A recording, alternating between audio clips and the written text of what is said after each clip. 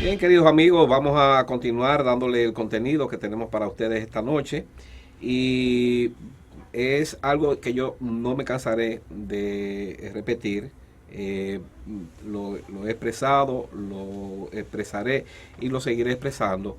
Lo que es mi alta admiración hacia uno de los funcionarios judiciales que, vamos a decir, una huella profunda dejó en lo que es el quehacer prístino y eficiente de lo que es el papel que juega el Ministerio Público.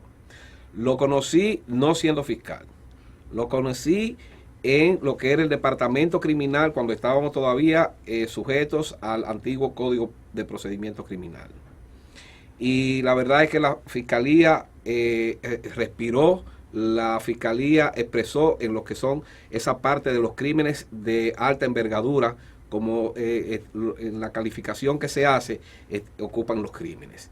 Y hizo una representación muy digna y para mí tuve la oportunidad de vivirlo sin banderías, sin eso, con una profesionalidad muy manifiesta.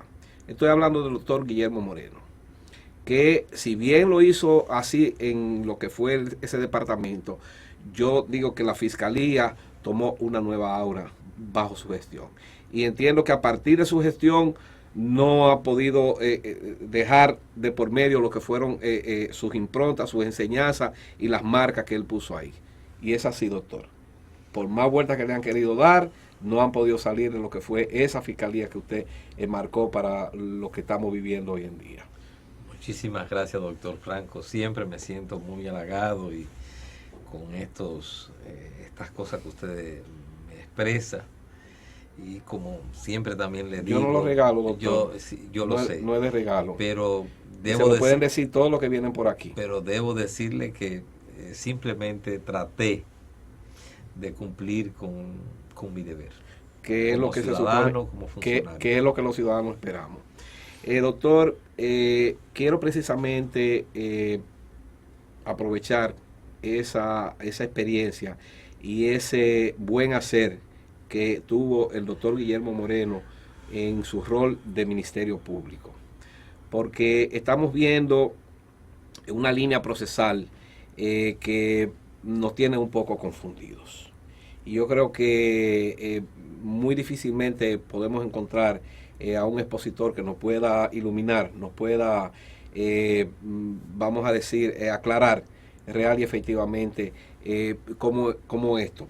Y me quiero referir al caso Odebrecht, que es un caso que precisamente este domingo genera una protesta ciudadana que por lo que veo en sus, vamos a decir, manifestaciones y lo que es las convocatorias, más la cantidad de grupos que están conformando el llamado a esta marcha, va a tener una gran connotación.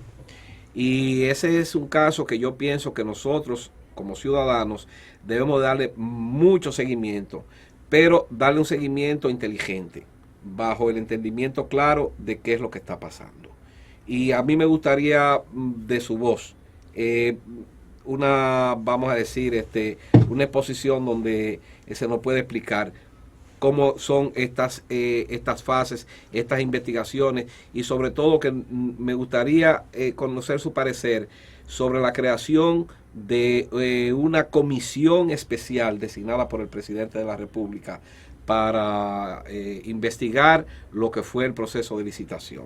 Una serie de elementos que para mí me generan mucha confusión.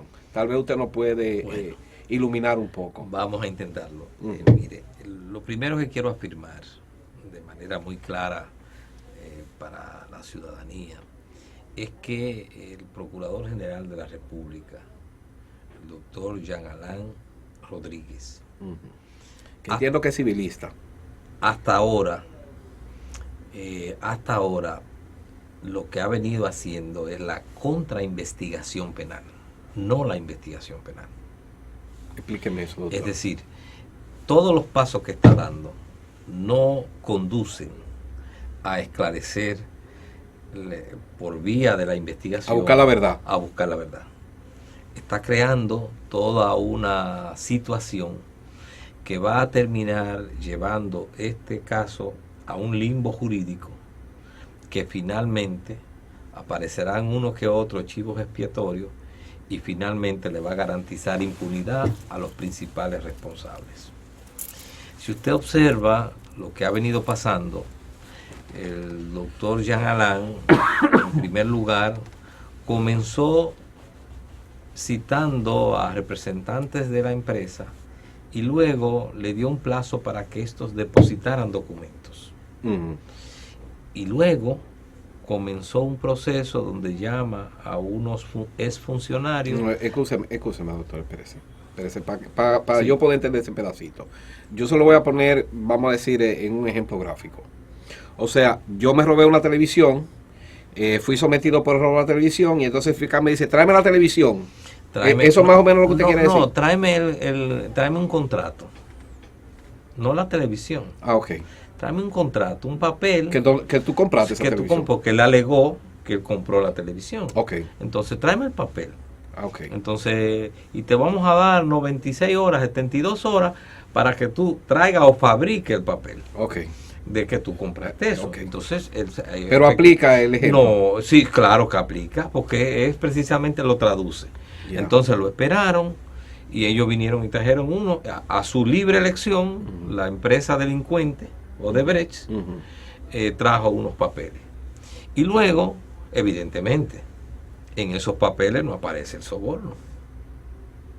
En esos papeles no aparece falsedades. En esos papeles no va a aparecer la prueba de los delitos que ha cometido. ¿Verdad? Yeah. Entonces, eso es una especie de montaje. Le crea una cobertura y una coartada a la empresa, porque parecería, a los ojos de muchos, que se está investigando, pero en la realidad lo que se está es creando la imagen de que se está investigando, pero no se está investigando.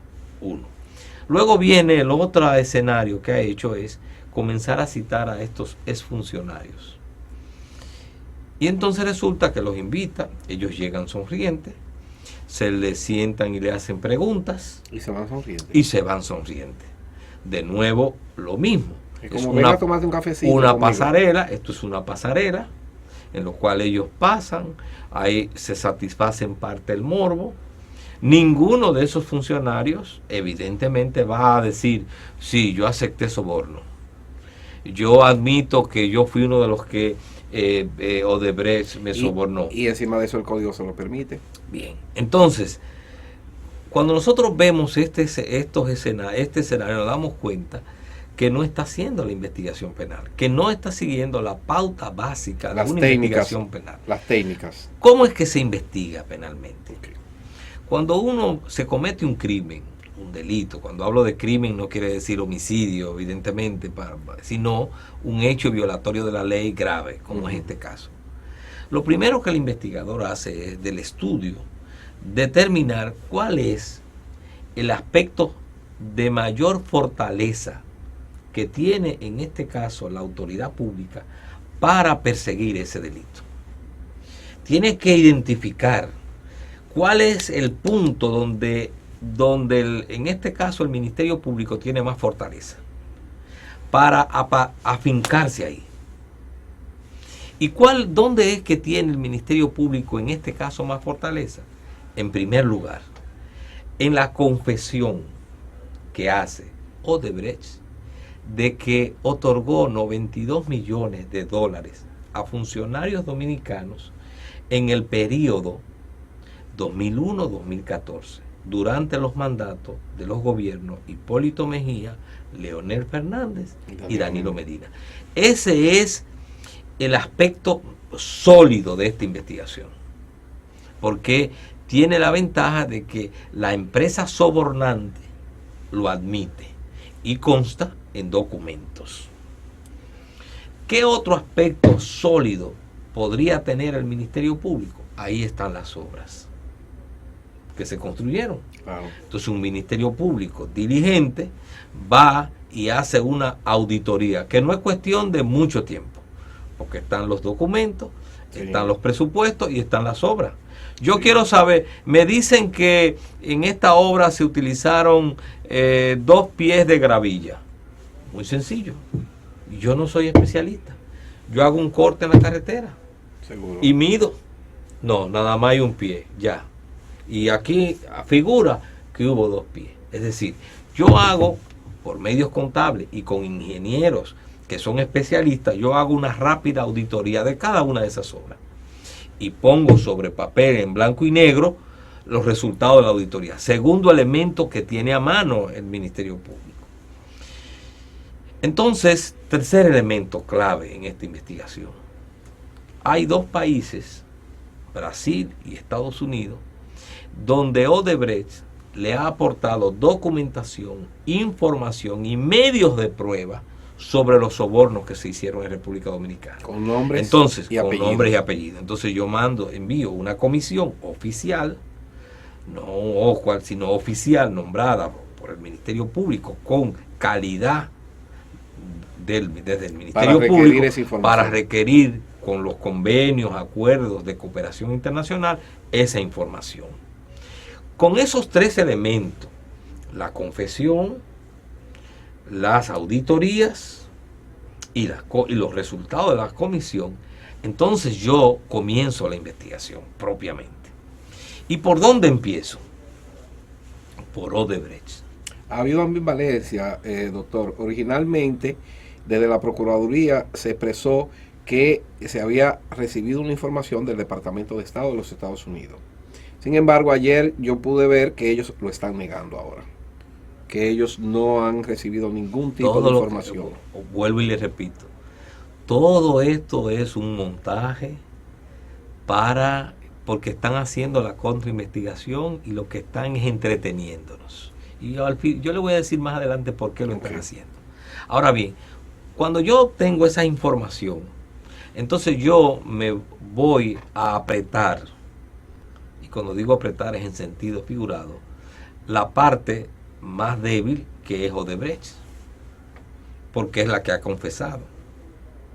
Y además, como parte que ha confesado y es una empresa, la empresa sobornante, entonces yo comienzo a utilizar una serie de medios que me da el Código Procesal Penal, la ley procesal, para actuar. Hago los allanamientos, pero no un mes después. Porque decirle, arregle su papel, le ponga su cosa en orden y tráigame. La principal factor de un allanamiento es la sorpresa. Lógico. No que me estén esperando. Porque si el delincuente me está esperando, lo que va a hacer es que va a limpiar todo. Sí, saquen todo de ahí. Claro, entonces, fíjense si es la contrainvestigación. Oigan bien, para que ustedes vean lo que estoy diciendo. El Procurador General primero citó a los representantes de la empresa y se sentó con ellos.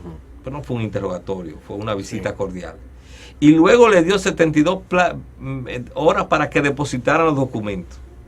Todo eso es tiempo para que la empresa se ponga en orden. Yo supongo que ahí depositaron los cheques que le entonces, luego de todo eso, un mes después, entonces va a hacer el allanamiento. Pero ya solamente cuando él les requirió los documentos, ya ellos desaparecieron los documentos que no le interesaban y nada más dejaron eso. Por eso digo, es la contrainvestigación. Bien. Entonces, yo tengo, el código me da la facultad de hacer allanamientos, pero me da la facultad de yo adoptar medidas cautelares sobre los bienes que tiene Odebrecht aquí, sobre las cuentas bancarias, poner impedimentos de salida, ¿verdad? Me da la facultad de paralizar las obras. También. Entonces, con todo eso, con ese escenario, entonces venga acá, Odebrecht. Vamos a sentarnos. Con 2 objetivos. Yo iría, entonces ya en esas condiciones yo sentaría a Odebrecht con 2 objetivos. Primero, necesito que usted me devuelva los 92 millones de dólares que usted dio en soborno, porque usted lo admitió. 1. 2. Necesito los nombres de los funcionarios que me lo dio. Y no solo los nombres. Necesito que usted me diga los nombres, los montos que le dio a cada uno y el objeto por el cual usted le dio el soborno. Porque pudo ser. ¿Y si el soborno fue para invertirlo en la campaña de Danilo Medina? Qué bien. Por ejemplo. Ajá. ¿Y si el soborno fue para comprar un legislador para que apoyara la reelección? Entonces no es simplemente el monto del soborno, es para qué estaba dando la empresa el soborno. Entonces esa es la primera. Entonces evidentemente, si frente a frente la empresa tiene dos caminos. Pero tenían un vinculado que era el que manejaba Sí, la asesoría. vamos a llegar a él. Ah. ¿Qué pasa? Ya sentado en esas condiciones donde el Ministerio Público está en una posición de fuerza, porque tiene los elementos ante los cuales puede desmontar las mentiras, las coartadas de Odebrecht, entonces Odebrecht no tendrá más alternativa que negociar con el Ministerio Público. Negociar una disminución de las penalidades. Y o que acepte, o sea, que tenga que aguantar ese sometido. O entonces que el Ministerio Público entonces actúe con todo el peso. Presente acusación. Presente acusación y haga la persecución del lugar. Sin ningún tipo de límite. Eso es lo que a mí me gustaría. Bien. Eso de entonces, que me devuelvan y que dejemos así, que pero no pasa nada. Todo eso es la primera fase de la investigación. ¿Cuál es la segunda fase? Cuando Odebrecht nos devuelve los 92 millones de dólares y cuando Odebrecht entonces admite colaborar y nos identifica a los funcionarios, entonces ¿qué hay que decirle? Vengan acá, funcionarios, y sentarlos ahí. Y yo le aseguro a este país que todos esos y otros que van a ir no salieran sonriendo. No. Salieran esposados y rumbo a Najayo. ¿Por qué? Porque ya el Ministerio Público, armado de toda la información que él mismo y medios de prueba, él mismo se pudo proveer, cuando él siente a interrogar a un Díaz Rúa, a un Rubén Bichara, a un Gonzalo Castillo, a un César Sánchez, a un Roberto Rodríguez, a un Freddy Pérez, a un Mariano Germán, entonces, y le haga interrogatorios sobre las pruebas que él tenga, él podrá saber si están diciendo la verdad o si están mintiendo, si están levantando una coartada o no, y en base a eso lo pondrá contra la pared y tendrá ya los medios para al final del interrogatorio disponer las medidas cautelares del lugar. No solamente deben ser investigados esos funcionarios que fueron los responsables de firmar los contratos en representación del Estado, deben ser también investigados 3 personajes que son clave: Hipólito Mejía, Leonel Fernández y Danilo Medina. Porque en los gobiernos de ellos 3 se concertaron los contratos con esa sola empresa en un periodo de 13 años de 18 obras. Y una decisión de esa magnitud. Y no obras cualquiera. Y no obras cualquiera y no por monto. Y esa decisión, esa decisión no la toma un ministro aisladamente. Y sobre todo privilegiando una empresa. Y sobre todo una empresa que era llave en manos. Así. Y es una empresa que en muchos casos obtuvieron préstamos en el Banco de Reserva. Y además una empresa que hubo que hacer préstamos internacionales. ¿Porque hacían préstamos aquí? Oh, claro. Yo pensaba que ellos tenían su propio banco, que esa era la gran ventaja que le ofrecían ellos al gobierno. El nivel, de que ellos tenían su propio capital. El nivel de sometimiento es tal que hubo. O sea, que era con el mismo dinero de nosotros. No en todos, pero hubo casos en los cuales el Banco de Reserva le hizo préstamos. Y no solamente eso, se hicieron préstamos internacionales también. Ajá, que es lo que yo entendía, que ellos tenían sus banqueros que eran los que se encargaban. En obras todas sobrevaluadas. Sí. Entonces, en ese contexto, una línea de obras así, durante 3 mandatarios sucesivos, no se hace en la República Dominicana sin que el primer mandatario de la nación, el primer ejecutivo de la nación, no esté consciente y no haga las preguntas del lugar. Imagínense que Díaz Rúa contrató con Odebrecht en el gobierno de Leonel Fernández 6 obras. Sí, pues fue el que más duró. 6 obras. Son 8 años. Si un presidente que no sea retardado, o sea, no tenga un retardo y no tenga, sino que sea normal, no tiene que ser un genio, normal. Sí, okay. Ve que una de pronto, común. una inteligencia común, ve que un ministro de Obras Públicas privilegia dentro del conjunto de empresas a una con 6, ya solamente eso hace que tenga que venir acá. ¿Y por qué Odebrecht? Entonces no era así. Es decir, por eso es necesario que en esta investigación también se incluya también la investigación de los que eran los mandatarios, porque la decisión final, aunque los que firmaran fueran los ministros de Obras Públicas, los directores de INAPA, los directores del INDRI, los directores de la CDE, aunque ellos fueran los que firmaran, porque eran las empresas contraparte por la naturaleza de la obra, la decisión final en la República Dominicana la toma el presidente de la República. Por eso también tienen que ser oídos. Pero eso es lo que han hecho en Perú. Sí, pero en Perú, ¿por qué llamaron a Ollanta Humala? Ollanta Humala no firmó. ¿Por qué llamaron a Alejandro Toledo? ¿Por qué llamaron a Alan García? Y ellos no firmaron contrato, lo firmaron sus ministros. Bueno, es así. ¿Y por qué eso también está pasando en Panamá? Porque esa es la investigación. El Ministerio Público debe, como el que va siguiendo un hilo conductor, debe continuar y llegar. Eso no quiere decir, no estoy diciendo que sean culpables. Ninguno de los nombres que he mencionado son culpables. Ahora, son los primeros sospechosos. ¿Por qué son los primeros sospechosos? Porque la empresa admite que dio 92 millones a funcionarios. 1. Segundo, admite que se lo dio a funcionarios y no se lo dio a funcionarios de deporte, porque la empresa no hizo obra de deporte. Claro. ¿A quién se lo iba a dar? A los funcionarios respecto de las obras que estaba construyendo. Bueno, eso es lo lógico. Pues entonces ellos son los primeros sospechosos. Claro que sí. Y entonces esos funcionarios no actuaban en el Estado por sí solos.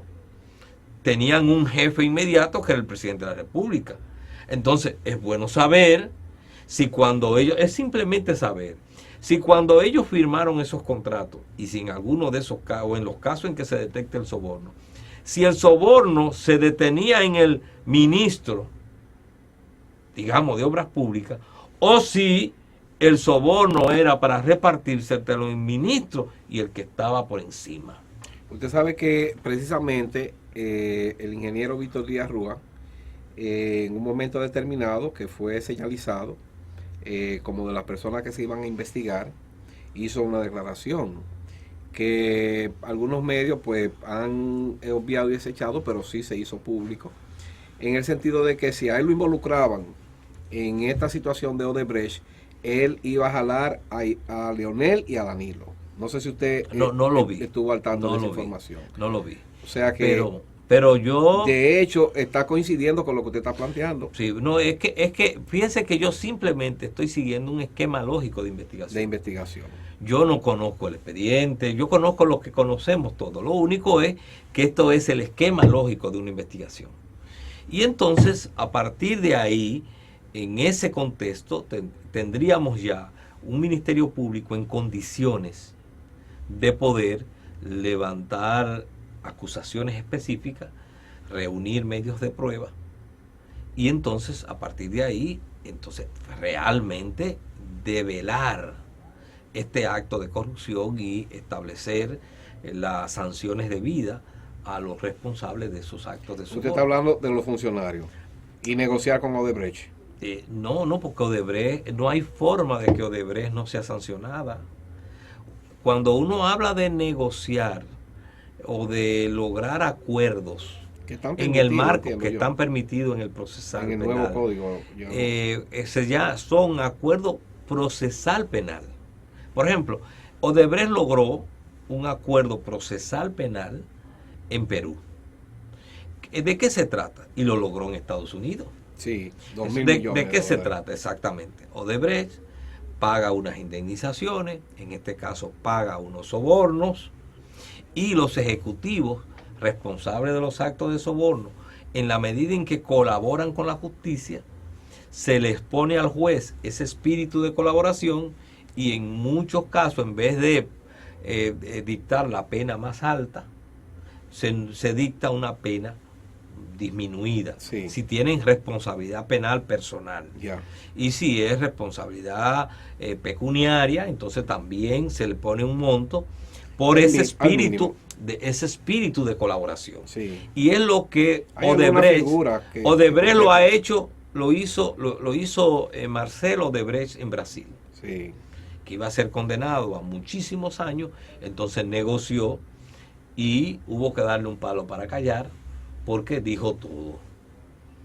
Entonces negoció y la justicia brasileña le redujo las penalidades. Lo mismo hicieron en Estados Unidos. Lo mismo hicieron en Perú. En Perú incluso el Ministerio Público tiene tanta gallardía en ese sentido que dijo, antes de yo sentarme en la mesa frente a Odebrecht, primero tienen ellos que devolver los 29 millones de sobornos que dieron. Y efectivamente Odebrecht, que sí tenía, que vio que estaba ante un ministerio público que no era cómplice, sino que iba de frente, Odebrecht, antes de solicitar ir a buscar un acuerdo, depositó los 29 millones de dólares que ellos habían admitido ante la justicia norteamericana que habían dado a contratistas. Y evidentemente revelaron los nombres de los funcionarios a los quienes le dieron. Por algo el Ministerio Público no solamente está investigando esos funcionarios, sino también los mandatarios a los cuales le sirvieron esos funcionarios. Doctor, vamos a hacer una pausa de publicidad. Y porque yo entiendo que esto es un caso muy complejo. Complejo por las condiciones que presentan. Y visualizándolo como usted lo está enfocando sobre la base de que lo que se está realizando es una contrainvestigación, pues yo pienso que nosotros debemos depurarlo bien para que la ciudadanía lo pueda asimilar. Claro, yo entiendo que es importante. Señor, lo que estamos tratando, yo particularmente, lo escudriño y ustedes conocen las líneas de este medio de comunicación, es que ustedes se eduquen, que ustedes puedan conocer y nadie tiene, vamos a decir, más aval ni mejores condiciones para podernos explicar esto desde un punto de vista técnico jurídico que el doctor Guillermo Moreno. Ahora vamos a pedirle que pausemos unos mensajes de nuestros patrocinadores y al retorno pues vamos a ver cómo podemos llevarlo a que ustedes entiendan a profundidad realmente de qué se trata este caso que no sé, para lo que es nuestro país, para nosotros, para los ciudadanos, los que pagamos, todo eso de lo que se está hablando. Regresamos un momentito.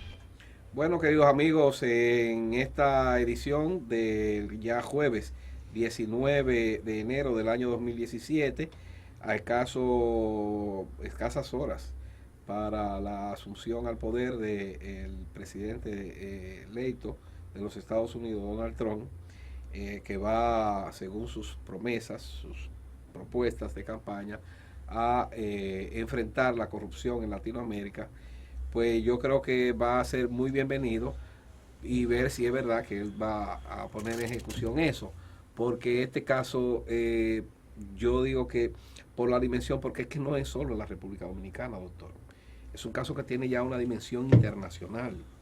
Es que esta empresa suple de servicios en una cantidad de países, 21 incluso países. europeos. 21 países. Entonces, óigame, esta empresa, pues yo pienso que bajo esa tesitura hay que castigarla. Yo eso de que devuélveme el dinero y dejemos eso así, yo sinceramente yo no estoy de acuerdo con eso.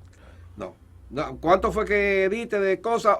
Devuelven para atrás el dinero y págame la multa de eso y ya y dejemos eso así. No, yo no estoy de acuerdo con eso. Yo pienso que esa empresa hay que sentarle un precedente y inhabilitarla, porque está bien que tiene buenas condiciones, que sus construcciones tienen un alto grado de garantía y todo lo que sea, pero igual hay otras. Entonces, no podemos tener una empresa suelta en el mundo trabajando bajo esa tesitura. Yo estuve el día pasado, imagino que usted conoce a la doctora Yocasta Guzmán. Claro. Está en contrataciones públicas y nos invitó a una charla de un expositor español que nos estaba relatando lo que era la práctica alemana de exonerarle de impuestos los dineros que se pagaban por sobornos en los países para ellos colocar sus empresas. O sea que legalizado, vamos a decir eso. Lógico que quizá en la ley no le llamaban sobornos, sino comisiones o bajo otro nombre.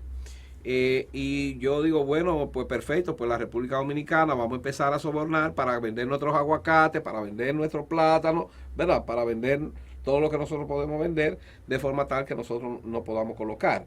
En un momento determinado pienso que el afectado se puede sentir muy mal. Claro. Porque es lógico que haya afectado. Pero yo tengo en este caso, digamos, algunas expectativas positivas, porque este caso tiene algunas particularidades que lo hacen distinto a casi todos los otros casos de corrupción que hemos tenido en las últimas décadas. Aquí en República Dominicana. Aquí en la República Dominicana. El primer elemento es que no tenemos un precedente donde la empresa sobornante lo confiese con pelos y señales. Di 92 millones de dólares a funcionarios en el periodo 2001-2014. Y evidentemente de ahí están los nombres de esos funcionarios. Primer elemento. Okay.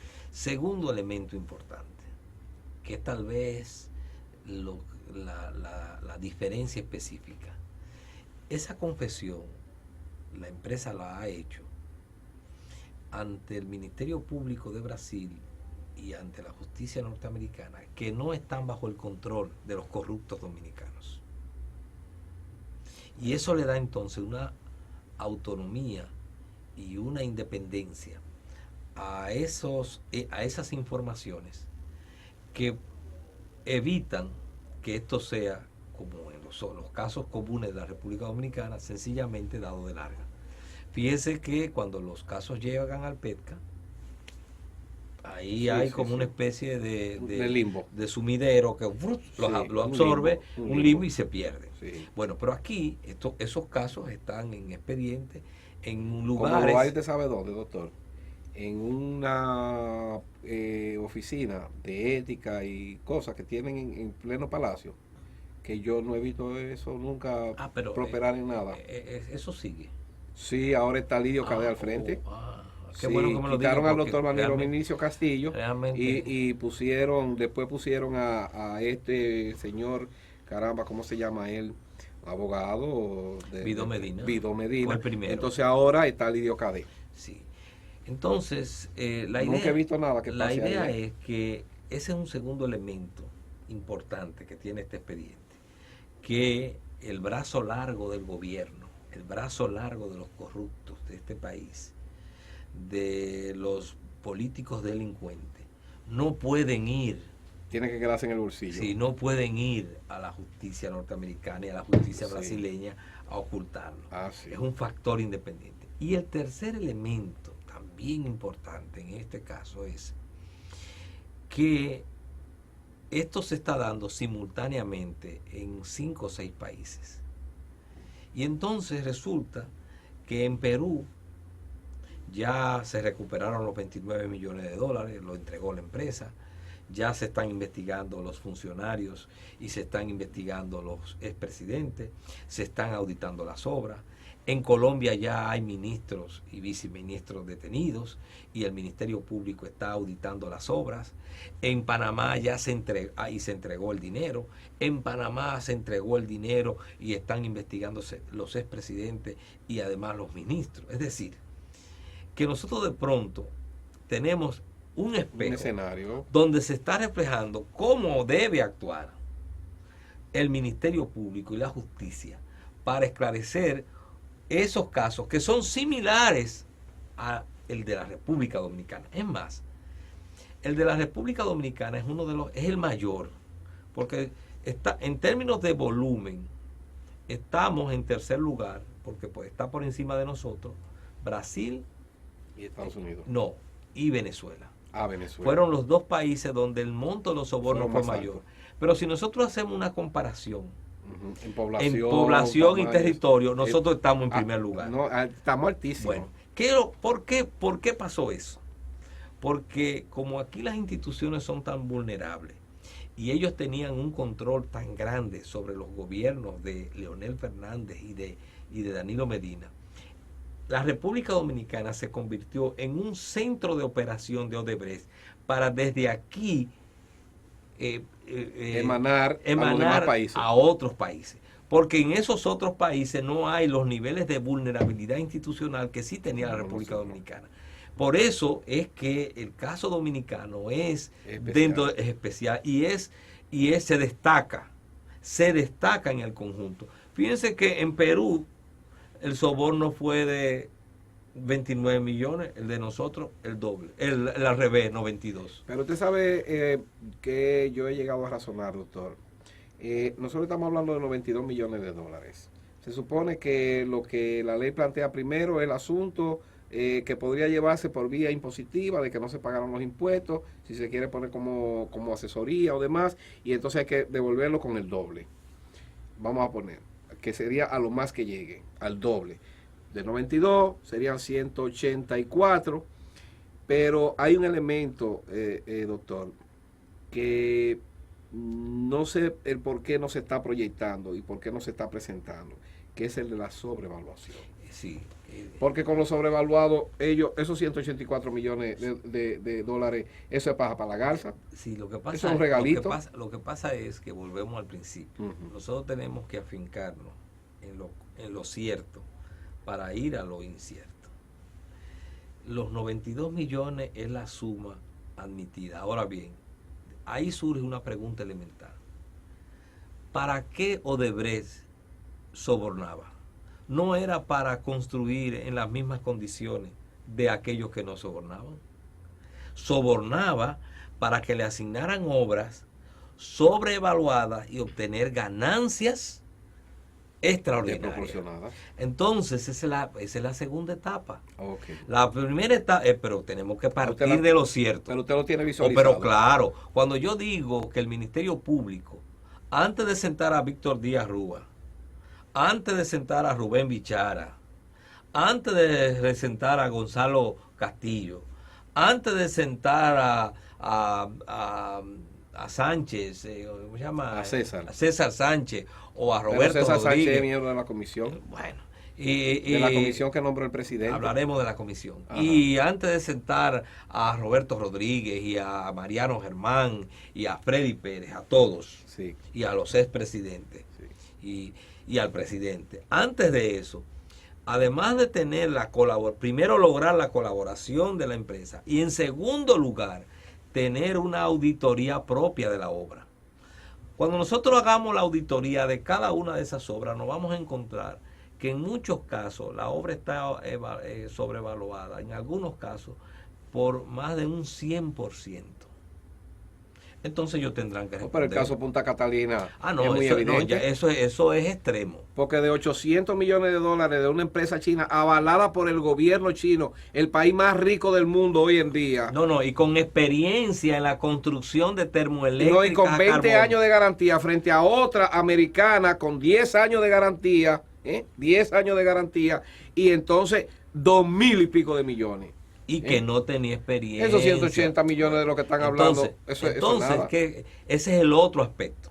El otro aspecto es que con esas auditorías no es lo mismo sentar a Víctor Díaz Rúa o a Gonzalo Castillo y a cada uno de ellos en interrogatorio a hablar de una obra que en el contrato decía original un precio, y cuando usted le presente los resultados de la auditoría para que él le dé explicación. Por ejemplo, en la Punta Catalina hay 80 millones para refrigerio y para hielo. Ah, sí, yo lo vi eso. Increíble. Entonces, yo quisiera verle la cara. Porque Rubén, son 20 años que va a durar quisiera la verle la de eso. cara a los que licitaron, ¿verdad? Sí. Esa obra. Y al patriota de Rubén Bichara, que me explique eso. Pero yo como digo, un fiscal, un ministerio público de verdad. Serio ¿verdad? y responsable. De verdad. Y entonces agarrar cada una de esas obras. Esa obra que se construyó durante el periodo cuando Víctor Díaz Rúa, que fue de Jarabacoa a Constanza, del río a Jarabacoa, y después de Jarabacoa a Constanza, Casavito, algo Casavito. Así, que tiene una sobrevaluación escandalosa. Sí. Y entonces con una auditoría hecha por técnicos. Sí. Y entonces yo lo quisiera ver sentado frente a esos técnicos para que contradigan cuando se le interrogue. Y ustedes verán que salen esposados, se lo insisto, salen, si no resisten un interrogatorio hecho por un ministerio público serio, salen esposados, camino a Najayo. Se lo digo y se lo afirmo. Yo no lo dudo, doctor. Entonces, en ese sentido, por eso digo que este es un caso especial. Nosotros hemos estado insistiendo, a partir de ver cómo se está llevando el caso, que la sociedad que está luchando ya, que va a protagonizar una marcha importantísima el próximo domingo 22, que nosotros apoyamos y que además participaremos.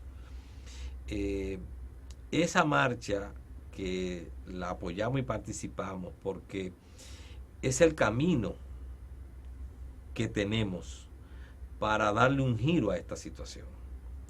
Hay que entender que en los países, cuando las instituciones no funcionan y cuando las autoridades encargadas de cumplir y hacer cumplir las leyes no las respetan y son parte del tramado de complicidades para garantizar impunidad, entonces la sociedad no se puede quedar cruzada de brazos. No, tiene que reaccionar. Hay visos de absolutismo. Yo con esto no digo que haya un absolutismo, pero hay visos de absolutismo porque ahora mismo en un solo partido político aglomera todos los poderes del Estado. Entonces la sociedad tiene que reaccionar y la reacción es la poner manera. Esta nación en movimiento. Sí. Y por eso hemos pedido formalmente, lo hicimos en una rueda de prensa, que se exija la renuncia del Procurador General y que se exija un procurador general que sea independiente del partido oficial y que sea independiente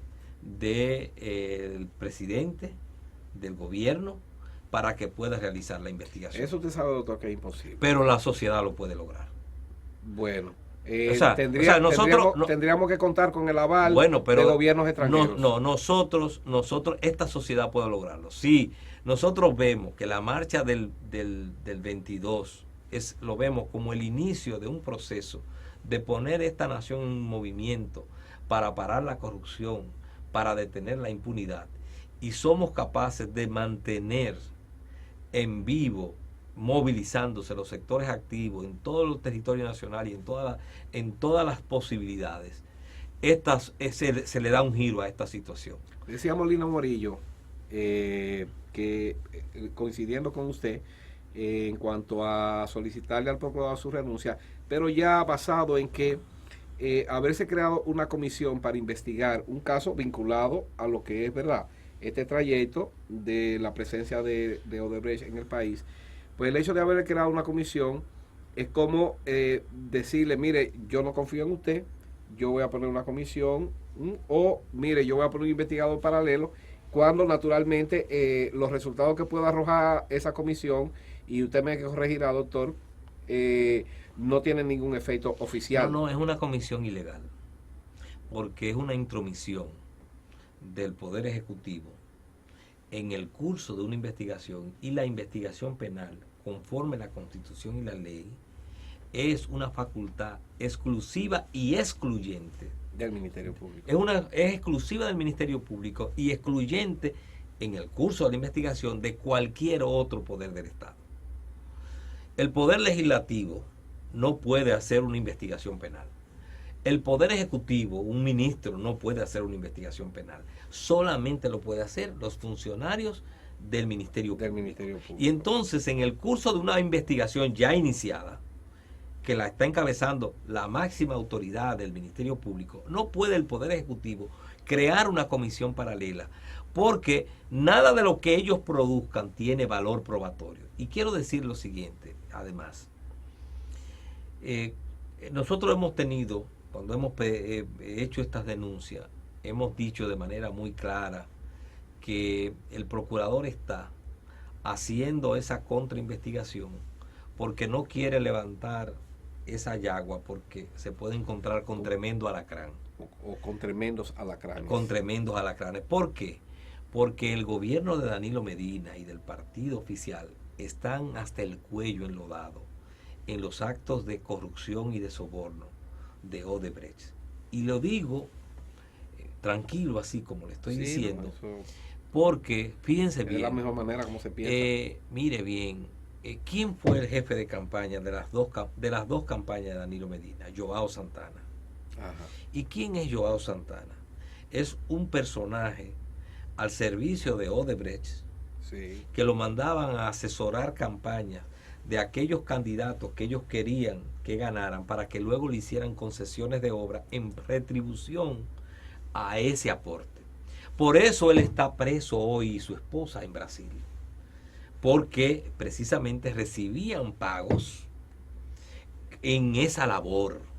Entonces, ¿cómo el gobierno de Danilo Medina está hasta el cuello involucrado en esto? Y por eso necesita un procurador que actúe como un comisario político, que diluya la investigación, y esa investigación entonces no llegue a ningún fin. Por eso usted ve que fíjense bien, el procurador ni el gobierno se atreven a pedirle a Odebrecht que le entregue los 92 millones que ellos admiten que sobornaron. ¿Por qué? Porque si se lo piden, ¿cuál puede ser la respuesta de la empresa? Ok, yo te voy a devolver los 92 millones, pero vamos a aclarar a quién se le dio. ¿Para qué se utilizaron esos 92 millones? Entre otras cosas, para comprar legisladores, para modificar la Constitución, para garantizar la reelección. ¿Usted sabe lo que eso significa? Que una empresa extranjera venga y compre legisladores para que un gobernante se mantenga 4 años más, y a la vez le pague el asesor de campaña. ¿Tiene legitimidad un gobierno que esté? Oiga bien, estamos hablando de asuntos muy serios. Y digo más, cuando hemos dicho esto, dicen que estamos conspirando. Y yo le digo, sí, yo no lo niego. Yo estoy conspirando por vías institucionales contra lo corrupto. Y asumo las consecuencias. Yo estoy conspirando contra los corruptos y contra los que auspician la impunidad, y lo estoy haciendo por vías institucionales y de cara al sol y con toda responsabilidad, y estoy dispuesto a enfrentar las consecuencias que fueran por esta causa, porque mi país, mi nación me duele, y no quiero que esta generación sucumba frente a ladrones dirigiendo el Estado y frente a corruptos que lo que han creado es este clima de impunidad. Bueno, doctor, ya la producción nos está marcando el tiempo. Yo creo que la producción se comenzó a asustar. No, producción, que ya nos pasamos de las 10. Bueno. Ya nos pasamos de las 10 y yo mismo estoy emocionado porque realmente yo quisiera que en el país hubieran más voces como la suya, porque realmente usted lo está enfocando y podría alternarse ya con ese, vamos a decir, yo diría que esa valentía que usted ha tenido de presentarle al país propuestas para tratar de enderezarlo. porque para eso hay que ser muy valiente, en un país como el nuestro. Pero yo me pongo en el papel del ciudadano. El ciudadano que paga una energía eléctrica carísima, un combustible carísimo, un ITEVIS carísimo, un impuesto sobre la renta carísimo, todo carísimo, y yo pues naturalmente yo estoy ya cansado de que mi dinero yo tenga que compartirlo con el gobierno, que a última hora entonces mire de lo que se trata, para recibir sobornos, para hacer mansiones, para tomar champán y comer caviar, y eso ya yo estoy cansado de eso. Entonces yo naturalmente, y quisiera ir a la marcha, lo que pasa es que yo tengo que irme mañana temprano porque voy a la toma de posesión de Donald Trump y después tengo que seguir por ahí a hacer una cuantas cosas. Pero yo realmente, yo quisiera como ciudadano, yo quisiera apoyar esa marcha. Y por eso me pareció bien cuando Hipólito dijo que él la apoyaba pero que no iba a participar, para que no se vaya a querer contaminar, porque yo creo que esa va a ser verdaderamente una marcha ciudadana. Yo no sé, pero hay algo que me dice que la ciudadanía va a decirle al presidente: espérese, presidente, aguante, para el coche, porque va muy rápido, vamos a hacer la cosa de una manera, ¿verdad?, más comedida. Pero tengo ese convencimiento y espero que realmente sea así, porque yo creo que al presidente hay que darle un jalón de oreja o un llamado a la atención. Discúlpeme, señor presidente, un llamado a la atención. Mire, señor presidente, estamos exagerando, vámonos más al paso. Vamos a despedir el programa, ya nos pasamos, de verdad que estamos ya como con 5 minutos pasados. Y yo lo que quisiera es, cuando yo retorne de la toma de posesión del presidente Donald Trump, tener la oportunidad de que podamos seguir desarrollando el tema. ¿Podemos hacer en la mañana? ¿Cómo? Lo podemos hacer en la mañana, sí, pero claro, y así tenemos más tiempo. Claro. Magnífico. Bueno, señores, agradecerle al doctor Guillermo Moreno por esta cátedra jurídica. Yo como abogado así la recibo, y sé que ustedes como ciudadanos, él ya ha aprendido a ir utilizando términos que la ciudadanía puede entender. Creo que han captado más o menos de lo que se trata esto desde el punto de vista técnico-jurídico, que vamos a decir el enfoque que debemos darle, para que podamos entender y saber cuáles son las herramientas y las armas que tenemos. Doctor, como siempre, usted en su casa. Muchísimas gracias. A ustedes, señores, un buen descanso. No se pierdan nuestra terraza de noticias ahora al final del programa.